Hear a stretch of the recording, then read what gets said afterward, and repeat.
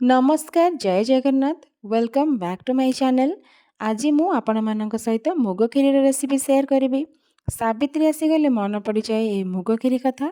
सावित्री उपवास दिन ए घरे घरे बनूवा ये स्पेशल मुग खीर खावाई जमती टेस्टी लगी है देहपाई भी सेमती हेल्दी होता है। तेज आपण मैंने निश्चिंत भाव में घरे ट्राए करूँ। आम घरे तो ये मुग खीर खावाई समस्ते बहुत भल पाती आउ मते तो मुग खीर बहुत बढ़िया लगे। तेरे चलतु स्टार्ट करवा आज रेसिपी। फर्स्ट मुग को मु 7 ରୁ 8 घंटा भल भाव भिजिया छाड़ी तापर ताको धोईदेला आराम से तार चोपा बाहरी जीवो। एठी मु देसी मुगर व्यवहार करिछि। नेक्स्ट आम गोटे कढ़ई नबा सेथिरे किछि घी गरम करि नबा तापर सेथिरे तेजपत्र गोलमरीच गुजराती पकाई देबा।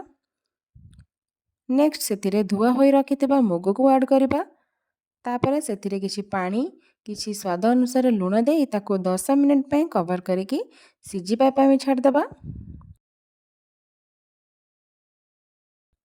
एठी आमे बेसी पानी देबानी नहले खीरी हमर पतला हो जिवो आ खाइबा पे भी भल लागिबनी। एबे देखंतु हमर मुग भला भाबरे सिझी गलानी। नेक्स्ट आमे सेथिरे नडिया कोरा को पकेबा।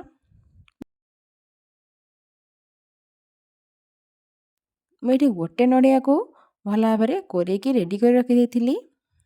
नड़िया पकई सारापर आम आउ टिके टाइम पे नड़िया को सिझाई छाड़ा। आपण मैंने तो घरे विभिन्न वे रे मुग खीर बनाऊे थे यही भाव में मुग खीर बनातु बहुत इजिली घरे थिबा सामग्री ही मुग खीर बनिकी रेडी हो। एबे नड़िया और मुग भी भल भाव में सिझी गलानी। नेक्स्ट आम से किसी क्षीर पकईदबा आ 5 मिनिट कवर करके सिझापी छाड़देबा।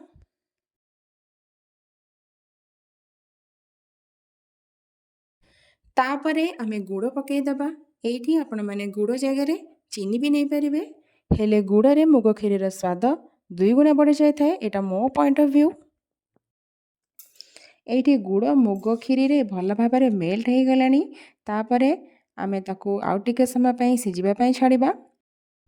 एबे देखंतु एही मुग खीर रा कलर आउ टेक्सचर केते सुंदर आसीची।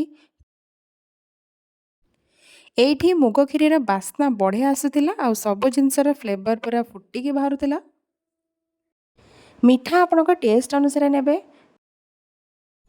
एबे देखंतु मुग भी भल भाव में सिझिकी पूरा क्षीर सहित मिसी जाइछि। आमर मुग खीर कंसिस्टेंसी जस्ट एमती ही हबार अछि। बेसी पतला हबनी कि बेसी मोटा भी हबनी। एबे मुग खीर पूरा बनिकी रेडी हो जाइछि। एहाकू गरम गरम सर्व करंतु।